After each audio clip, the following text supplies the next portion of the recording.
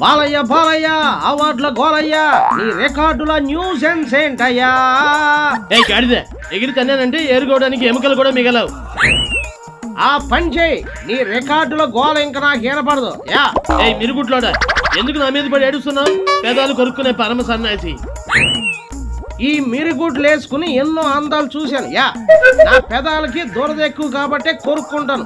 ఇప్పుడు నీకు వచ్చిన నొప్పండి. యా అలాంటప్పుడు చూడు, ఒకవైపే చూడు.